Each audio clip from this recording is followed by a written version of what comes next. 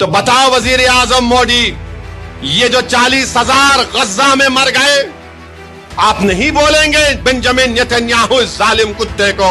15 लाख लोगों के पास घर नहीं है, टेंटों में रह रहे हैं, टेंटों में। नहीं नेतन्याहू, तुम खत्म हो जाओगे। AIM अध्यक्ष असुद्दीन ओवैसी ने कहा कि हम अपने वजीर आजम से पूछना चाहते हैं कि इजराइल ने 40,000 से ज़्यादा फिलिस्तीनियों को मार दिया, लेकिन हमारे वजीर आजम ने उस नेतन्याहू जालिम कुत्ते को कुछ नहीं बोलते। मैं पूछना चाहता हूं कि हमारा देश इजराइल को हथियार क्यों दे रहा है। असुद्दीन ओवैसी ने देश के प्रधानमंत्री से अपील करते हुए कहा कि हम हमारे वजीर आजम से भी कह रहे हैं, मोदी जी ये नेतन्याहू को समझाओ, सीज फायर करो। 15 लाख फिलिस्तीनी बेघर हो गए, मगर मैं देखा हूं उनके हौसलों को, ये मौत से डरने वाले नहीं हैं। मगर मैं देखा हूं उनके हौसलों को, ये मौत से डरने वाले नहीं हैं।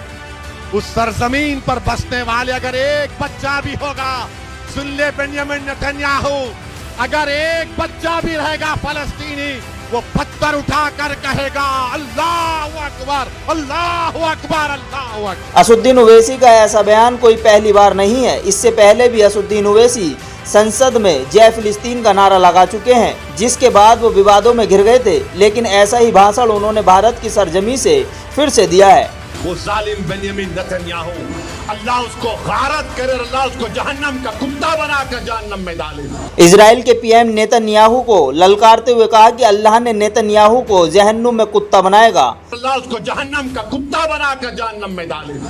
40,000 से ज्यादा लोग शहीद हो चुके हैं, 40,000 से ज्यादा लोग शहीद हो गए, जिसमें 15,000 मासूम बच्चे हैं। से 15,000 से ज्यादा बच्चे हैं, मासूम हैं। उन फिलिस्तीनियों की कोई भी आवाज नहीं उठा रहा है, उनके हकों को छीना जा रहा है। ओवैसी ने आगे बोलते हुए कहा कि फिलिस्तीनी अपनी जगह नहीं छोड़ेंगे, वह वहां उन जालिमों से लड़ते रहेंगे, लेकिन फिर भी वह इस तकलीफ में उनसे लड़ रहे हैं। फिलिस्तीन के लोग अपनी जगह और अपनी मस्जिदों के लिए लड़ रहे हैं, वो अल अक्सा मस्जिद के लिए लड़ रहे हैं।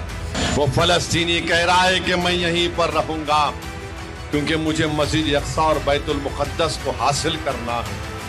नेतन्याहू जालिम लोग, तुम खुद खत्म हो जाओगे, लेकिन फिलिस्तीनियों को खत्म नहीं कर पाओगे।